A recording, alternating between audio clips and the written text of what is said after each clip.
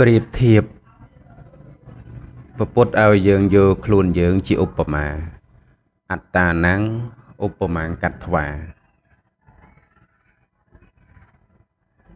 ក៏បីយកខ្លួនឯងជាទីឧបមាយើងចង់បានសុខមនុស្សជំនាញខ្លួនរបស់យើងក៏ចង់បានសុខគ្មានណាគេចង់បានទុក្ខទេយើងចង់មានទ្រព្យសម្បត្តិបុគ្គលនោះម្នាក់នោះជននោះក៏ចង់មានទ្រព្យសម្បត្តិដូចយើងដូចគ្នាយើងចង់ស្អាតគេក៏ចង់ស្អាតយើងចង់ល្អគេក៏ចង់ល្អហើយយើងមិនចង់កើតទុក្ខមិនចង់បានទុក្ខគេនោះក៏មិនចង់បានទុក្ខក៏មិនចង់កើតទុក្ខដូចយើងដែរមែនទេអ្វីដែលយើងចង់ហើយយើងគិតថាវាល្អវានឹងបានប្រយោជន៍ច្រើនមកលើខ្លួនយើងអ្នកដទៃក៏គេគិតដូចយើងដែរម្ល៉េះហើយគ្រប់យ៉ាងទាំងអស់នៅពេលដែលយើងធ្វើមុននឹងយើងធ្វើរាល់កិច្ចការងារទាំងអស់ប៉ុន្តែបើសិនជាការងារនោះវាជាការងារសុចរិតកម្មអាហ្នឹងដូចជាមិនពិបាកអីគិតទេប៉ុន្តែបើសិនជាវាសុចរិតដែរប៉ុន្តែវាត្រូវប៉ះពាល់ដល់មនុស្សជុំវិញខ្លួនរបស់យើងពីព្រោះការងារសុចរិតមិនមែនសុទ្ធតែមិនប៉ះពាល់ទេពីព្រោះមនុស្សយើងមានសន្តានចិត្តហ្នឹងគឺខុសគ្នាមិនដូចគ្នាទេខ្លះមានសន្តានចិត្តល្អដែរតែនៅពេលដែលមនុស្សម្នាក់នោះបុគ្គលនោះធ្វើទៅជាមានការអាអន់សុពន្ធចិត្តអានឹងជាហេតុមួយហេតុអីបានខ្ញុំលើកចំណុចបាតគាថាដែលពុទ្ធសម្ដែងថាអត្តានំឧបមាកត្វាក៏បីយកខ្លួនឯងជាឧបមាពីព្រោះខ្ញុំឃើញបងប្អូនយើងមួយចំនួនដែលប្រើប្រាស់បណ្ដាញសង្គម Facebook កន្លងមកប្រហែលថ្ងៃនេះដោយឲ្យទៅដល់ខែរដូវកាលនេះគឺមានកម្មវិធីចាប់ត្រីរួមគ្នានៅក្នុងខេត្តមួយនោះហើយព្រះអង្គគ្រូគូសុភាពលោកបានសរសេរជាសារដាស់តឿនប៉ុន្តែយើងមិនយល់ខ្ញុំថាឡើយព្រះអង្គគ្រូ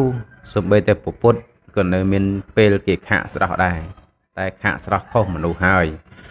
អ្នកដែលជេរបតិចផ្ដាសាលោកក៏ខុសមនុស្សដែរ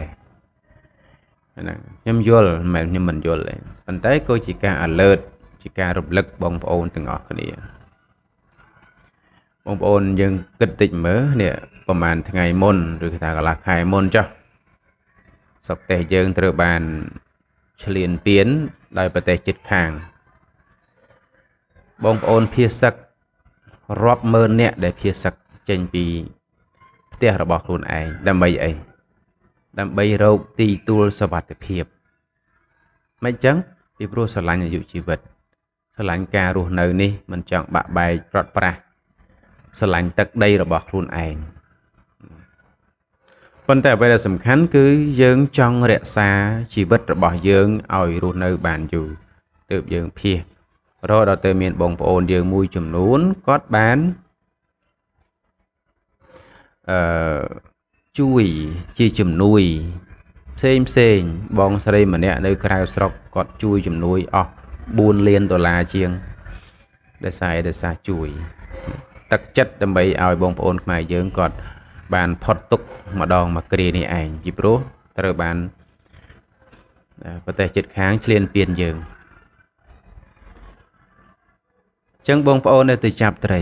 ចាប់ដើម្បីអីហើយត្រីវានៅស្ងៀមឲ្យយើងចាប់ទេហើយយើងចាប់ត្រីដើម្បីអីថាដើម្បីខ្លួនយើងខ្លះថាទៅចាប់សុបាយខ្លះថាចាប់ដើម្បីមកធ្វើជាចំណីពីព្រោះវាកើតមកវាជាចំណីរបស់យើងបងប្អូនគិតអញ្ចឹងត្រូវតែ 1% ទេគ្រប់សត្វទាំងអស់មិនមែនកើតមកដើម្បីជាចំណីរបស់យើងទេហើយគ្រប់ជីវិតរបស់សត្វទាំងអស់មិនមែនកើតមកដើម្បីឲ្យយើងយកមកលេងសើចទេអានឹងត្រូវចាំកន្លែងហ្នឹងបើសិនជាយើងគិតថាទាំងអស់ហ្នឹងកើតមកគឺដើម្បីគេលេងសើចចឹងមានន័យថាប្រទេសជិតខាងដែលកំពុងតែបៀតបៀនយើងគេទុកយើងដោយសត្វដែរហ្នឹងគេទុកយើងជារបស់លេងសើចយើងមើលរាល់ថ្ងៃមានស្ដាប់យើងឯណាមានស្ដាប់ប្រមុខដឹកនាំយើងឯណាក្រសួងការពារជាតិចេញសេចក្តីប្រកាសមិនទទួលស្គាល់នេះ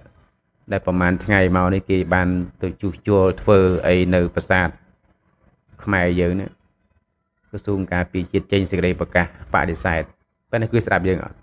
ហើយយើងឈឺចាប់ហ៎ដូចគ្នាបងប្អូនយកជីវិតគេមកលេងគេឈឺចាប់ហ៎ធ្វើត្បិតតែគេមិនចេះនិយាយគេមិនអាសត្វហ្នឹងវាមិនចេះនិយាយវាមិនចេះយំវាមិនចេះត្អូញត្អែវាអត់ចេះពីព្រោះគ្នាជាសត្វនិយាយមិនចេញនិយាយមិនកើត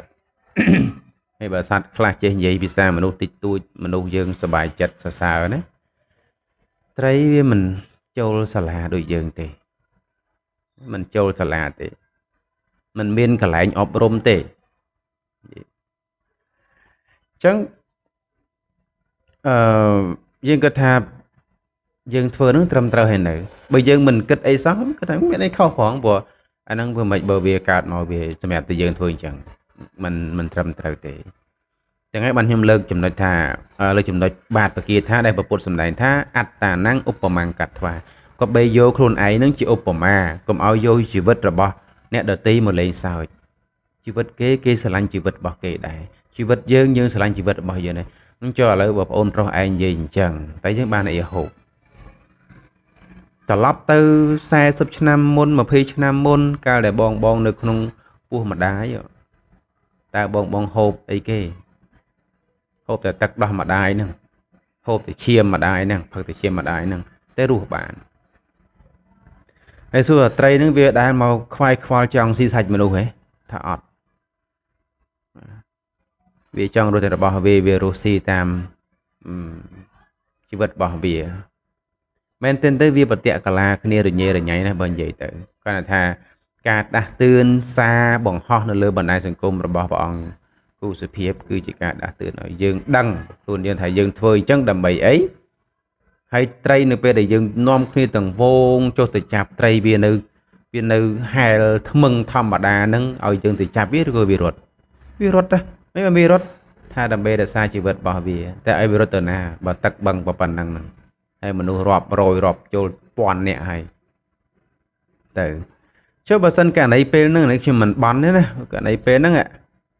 យើងនាំគ្នារាប់រយចូលពាន់អ្នកទៅចាប់ករណីពេលហ្នឹងត្រូវបានស្រុតអាកន្លែងចាប់នឹងទៅក្រោមមើលអ្នកចាប់នឹងភ័យអត់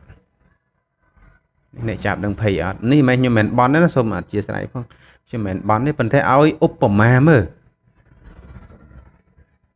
យើងមិនគិតអត់អីណាតែបើសិនជាយើងគិតបន្តិចទេ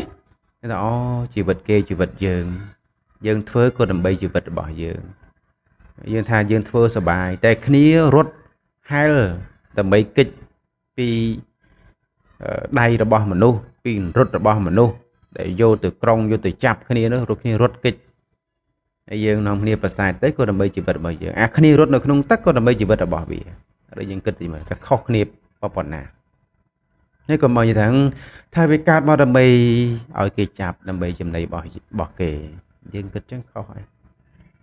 យើងទៅធ្វើអញ្ចឹងគឺយើងសន្សំអានឹងខ្លួនឯងសន្សំខ្លួនឯងត្រូវចាំថាដាំពូជអីគឺបានពូជនឹង